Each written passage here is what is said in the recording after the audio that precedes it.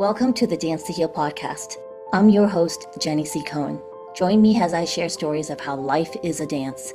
I'm a cancer survivor, mother of two, and an award-winning performer who found that mind and body-connected movement is vital to healing in a way that is safe and tailored to your life. I created Dance to Heal Wellness featuring the Spotlight Confidence Formula and also authored the best-selling award-winning book, Outside In Recovery, Dancing My Way Back to Myself After Breast Cancer. I will bring new ways to help you on your dance journey and healing path. Are you ready to move? Dance to Heal starts now. Like all the dreams that I had as a kid, I had big dreams. They just didn't matter anymore. I didn't have a voice anymore. I didn't even know what I like to eat or drink or do for fun. And I was like, how pathetic is that? So I started beating myself up more because that's, kind. Total sarcasm. Yeah. So I started trying different things. So I got on a dating app because that was the first thing, get in a new relationship. Newsflash, that did not help. So I started exploring other things. Like one of the things that I always dreamed of was owning a motorcycle. So I bought one. That was the first thing I really treated myself to. And I still felt guilty because that's money I could have spent on my kids, right? And I didn't buy like a brand new Harley or anything. I bought an expensive sport bike, which was what I wanted. But the point is, I started saying yes to myself in little ways. And then I started writing again. I was a ghostwriter for over 20 years. And I decided one of my dreams has been to be a New York Times bestselling author. Have not made that yet, but I am an international bestselling author on Amazon. So I'll get to the New York Times at some point. But I decided to go ahead and release a novel in my own name because I was supporting everyone else's dreams. I owned a company with my ex. It was his dream. I ran that company. I did everything. It's like all of my history was behind the scenes running other people's companies and uplifting their dreams. So I published my first novel in my own name in January of 2021. And in February of 2021, I went to a speaker retreat to support a friend who was speaking. And that weekend, I joked that I accidentally became a speaker because I didn't realize part of the retreat was you were going to give a 5-minute talk. And I tried so hard to get out of it. I was like, that's not what I'm here for. I'm here to support. Well, I did it, y'all. And it's interesting because I never saw myself doing this, but a lot of my message is still my message today. I was still concentrating on the writing, but at that event, I met an image consultant and I leaned into her offer to be typed, which she's the one that typed me as a fire. I leaned into that offer because I was like, oh, well, for author photos or book signings, maybe I should listen to a professional. Had no interest in changing what I wore the rest of the time.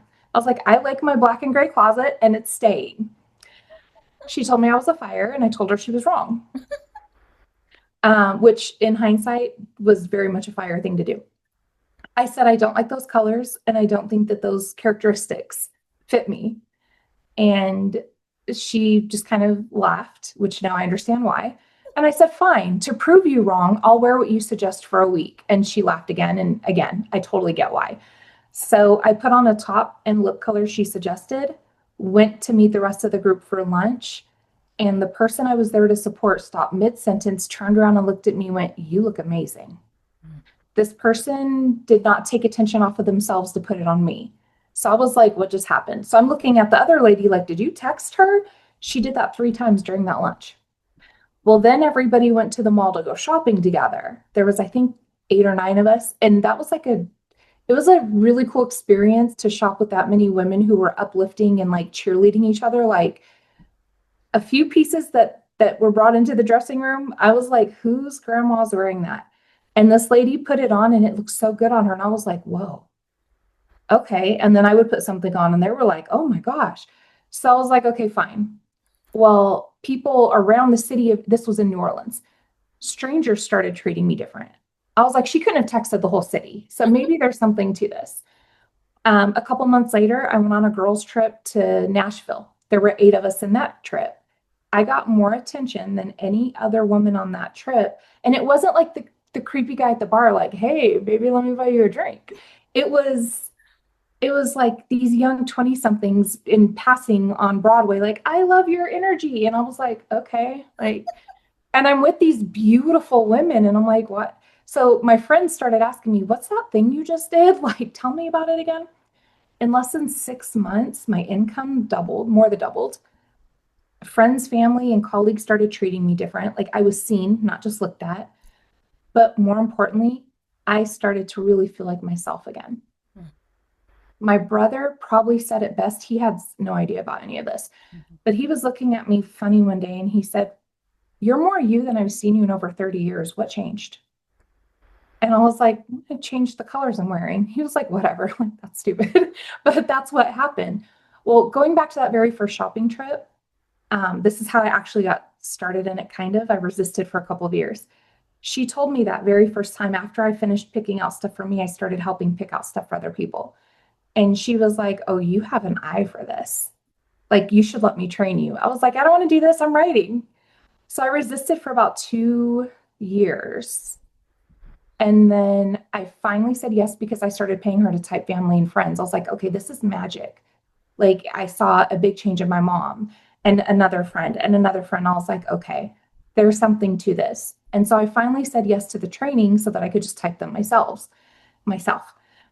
And then I was like, maybe I should take on a couple of clients just to reimburse myself for training. I presented it at a conference and I had 4 women come up to me after I spoke, and it was a brief talk. And they told me, "What you said changed my life." And this one woman in particular, she cried to me for about a half hour. She just very low self-esteem. She was heavier, and she said, "Well, when I lose weight, I'll take care of it was everything was when I lose weight." And I realized so many of us are when this happens, right? Whether it's losing weight, gaining weight, getting more toned, whatever the case may be. And what sparked it was I was on team at that event and I was finding t-shirts for everyone to take a big group picture. And she said, "You're not going to have a shirt that fits me." Oh, there was a shirt that fit her beautifully. I found it. But the main point was, she was like, "Well, I've lost like 50 pounds, but I still have like so much to go." I said, "Hold on, I need to stop you. Do you realize what a gift you've given your joints, your body, your heart, like all of you, right? Please don't dismiss that. And if you don't want to hold space for you, I'm going to hold space for you." And I started to go into you need to love yourself. And I was like, okay, that's not fair. So let me back up. I said, "Well, if you're not there to be confident in you and to give yourself that space and love you, I will do it for now and you can borrow that from me." And it sparked something where a series of events right after that led me to actually opening the doors to this business, because I realized that this is actually what I'm supposed to be doing. When I look back at things all the way back to childhood, like the pebbles were there leading to this road.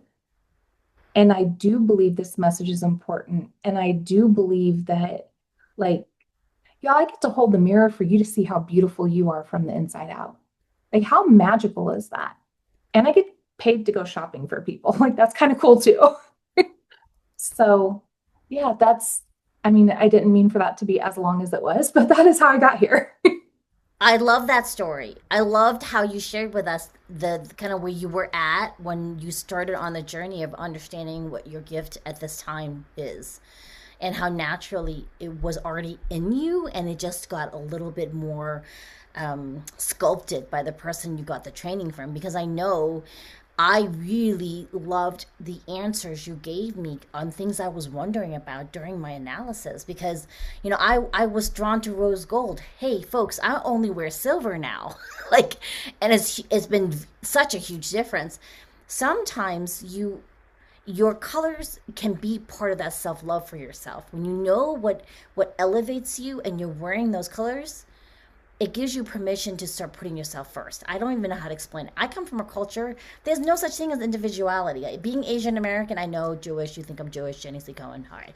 But being Asian American, growing up in the States, I had a culture at home, Amy, that was always, "Oh, you as the individual, we're not so important about that." Because whatever you do reflects on the family honor, reflects on being Asian when you step out of the house. And to be able to separate from that conditioning and be like, actually, yes, I can reflect well for them if I just take care of me first versus worrying about the world at large. We're at a part in our lot, in like the life in this reality right now, wherever you're listening to, it can feel like the world is heavy. And you can lighten the load by taking care of yourself first. Because the stronger you are, the more your message of positivity can shine through. And the clothing and the colors actually help you do that, don't they, Amy? Absolutely. So to expand just a little bit, I took the training that I received in that modality and got certified in some other modalities. I'm constantly studying other modalities of image consultant work, and systems. And I combined it with my educational background in psychology and some intuition. Like, so it's a culmination of all of these things because I want to be, well, I want to help be that reflection that allows you to truly see yourself in that way because it is so important. And even what you just described, like when our families or society puts these burdens on us, you're not responsible for that. You are okay. So I have a lot of theories. One of my theories is, especially for women, we're taught to be the best at everything, right? Be the best mother, be the best wife, be the best cook, be the best house cleaner, be the best soccer mom, be the best at your career, be the best at literally everything.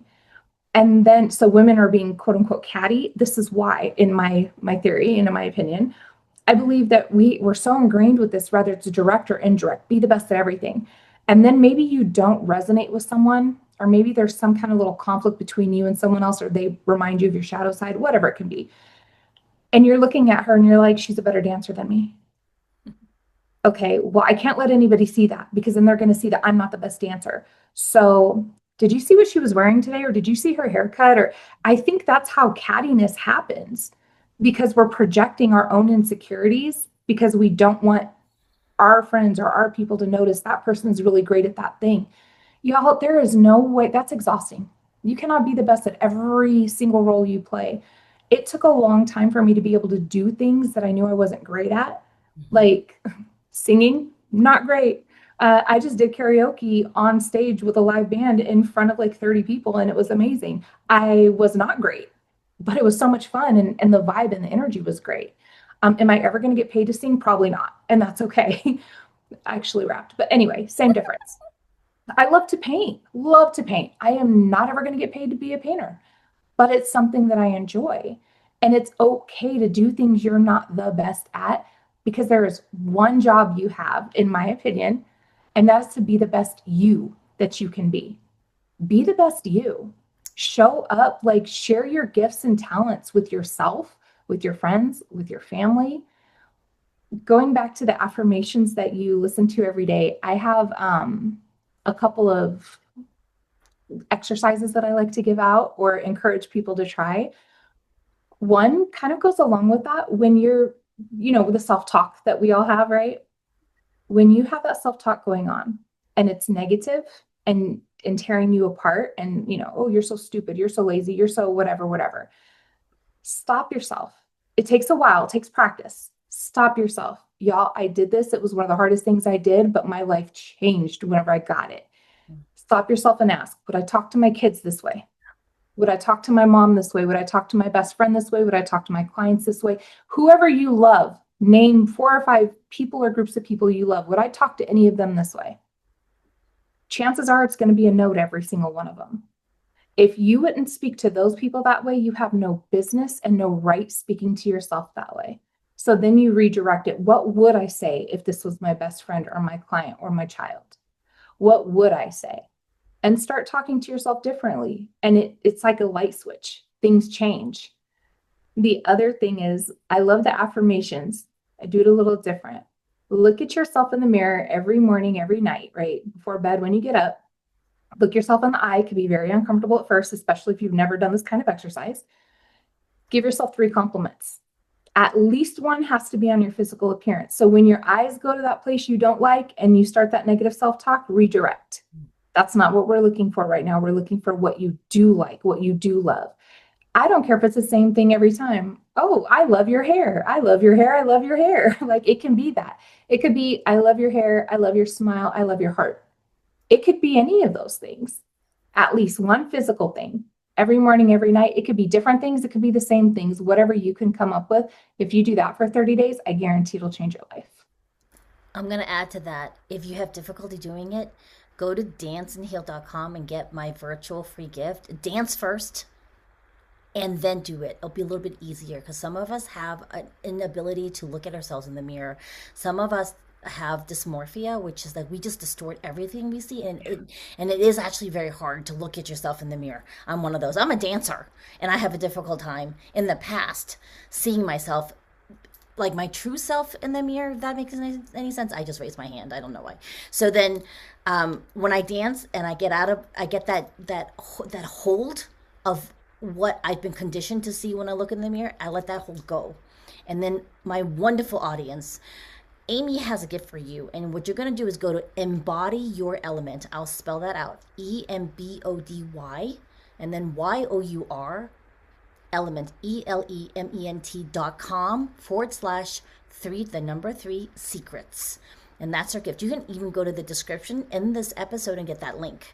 Tell us about this wonderful gift accessible there, Amy. 3 secrets to look and feel great. So it's 3 quick little secrets, 3 quick little things that you can do, change, or look at just a little bit differently to get you started to looking and feeling great. A lot of my peers believe the fake it till you make it, right? If you wear this fabulous outfit, then you'll get confidence. I don't subscribe to that belief. I believe that beauty is an inside out process. And I believe that when you feel confident, you look even better. I believe when you feel great, you look even better. So I believe it's a inside out process. Basically, they go together. But yeah, and I love what you added to dance beforehand. Body dysmorphia is far more ingrained in so many of us. And the truth is, unless you have a perfect built to your measurement statue of yourself, you have no idea what space you take up in the world, because you only see yourself in a 2-dimensional reflection or a 2-dimensional photograph. And it's, you don't even see your whole face, right? You might see the tip of your nose, but you don't even know the space your nose takes up. So you're looking in the mirror, tearing yourself apart by standards when you don't even know what space you really take up. Can I leave you with one quote that I love? I don't know who to attribute it to. I've been trying to find out. You are so used to your own features that you don't know how beautiful you look to a stranger. I'm making a heart, and the AI is making floating hearts on my screen because that that's a perfect message to end on. Audience, you are so used to your features, you have no idea how beautiful you are to a stranger. Amy, thank you so much for coming. I think you're going to have to come back for part 2 because, with your permission, I wanted to ask for your analysis of like random people, random famous people, and what they wear. We'll block off their heads. I just got this download. I hope you're open to it. And just kind of be, some suggestions of what worked for them and what didn't work for them. It's not a humiliation thing. It's just more of an example, because sometimes we learn better by seeing what works and what doesn't work. I mean, I'll gladly even pop up my pre-consult with you and my post-consult with you so people can see how different my face looks even in the pictures. We could even, I think I have some screenshots of your consult when we were doing the color analysis so people could better understand it. Now, I did the online study course with you. Do you have one? This recording will air about mid-November. So do you have anything launching end of November, early December, January that the audience members can join in? So I will. I don't have the dates right now. Right now I'm prepping for my first virtual one-day event, which is November 5th. So there might be replay options for that, but I will have my next like masterclass or something like that scheduled. So I'll give it to you. So by the time this airs, yeah, we'll have that date. You'll have that. And then audience members, aren't I a speaker for your event? For my The other, summit, yes. yeah, My your summit. summit is October 13th or 17th. And yes, So you're it'll be after the launch of this episode. It doesn't matter because either way, you want to get on Amy's mailing list. So that gift that I was talking about, that is at embodyyourelement.com/3 secrets. The link is in the description, and we'll also add in her November summit, so you can also opt into that. Any exposure you have to this will only give you more tools, audience. Amy, thank you so much for coming. We'll see you next time, everybody. Bye. thank you. Thanks for listening to the Dance to Heal podcast with Jenny C. Cohen. Come back next time to hear stories of inspiring triumph and learn more ways that you can heal yourself. To work with me and continue your journey, visit danceandheal.com. Are you ready to move?